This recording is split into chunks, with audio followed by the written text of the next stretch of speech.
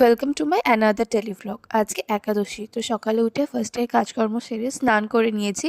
আর বাবা এদিকে গোবিন্দকে ভোগ দিয়ে দিয়েছে সাবুর পোলাও, পায়েস, আলুর তরকারি, পনির ভাজা, আলু ভাজা, আরও অনেক কিছু ফল। তো দুপুরে ওই ভগবানের প্রসাদ পেয়েই লাঞ্চটা সেরে নিলাম।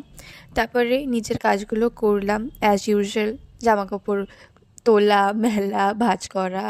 আর ভূতু এসেছে, ওর গা দিয়ে রক্ত পড়ছে, মাঝে এক ফাঁকে নিচে গিয়ে ওকে খাইয়ে এনেছি। মা ওর মাছ ভাতটা মেখে দিয়েছিল। আর একটা বিড়ালের সাথে খুব মারামারি করছে, আর ও না অত মারামারি করতেও পারে না, ওদের ভীষণ শরীর খারাপ, কান দিয়ে পা দিয়ে রক্ত বেরোচ্ছে। আমি ওকে একটা চাদর পেতে, মানে চাদর না আমারই একটা জামা পেতে শুয়ে দিলাম। তারপর বিকেলে উঠে ফ্রুটস খেলাম। আর সাথে রিয়াও এসছে, ভূতু তখনও ঘুমাচ্ছে। আমিও একটু রেডি হয়ে নিয়েছি রিলস করব বলে। তারপরে মা আমাকে, অভিদাদাকে আর রিয়াকে মিষ্টি, নিমকি এগুলো দিল। তারপর বসে বসে একটু আড্ডা মারছিলাম। এবার বিট্টু এসছে, সবাই মিলে ঘুরতে বেরোবো। তো বেরিয়ে একটু বাইরে খাওয়া দাওয়া হলো।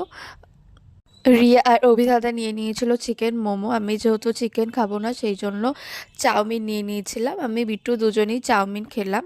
আর সাথে এই যে এরা দুজন, মানে ছানাটা আর এর মাটা এসে বসলো আমাদের কাছে, আমি ওকে একটু একটু চাউমিনও দিলাম সাথে সাথে। যেখানেই যাই না কেন, এই ছোট ছোট প্রাণীগুলো চলে এলে না, ওদের কিছু না দিয়ে, মানে খাবার কিছু না দিলে মনটা বেশ ভালো লাগে না, নিজে খেয়েও যেন শান্তি পায় না। তো এই দেখো ও বসে আছে আমার দিকে মুখ করে, কখন আমি ওকে একটু দেবো। আমি প্রথমে ভাবছিলাম হয়তো খাবে না, অল্প করে দিয়ে দেখলাম যে না, খাচ্ছে।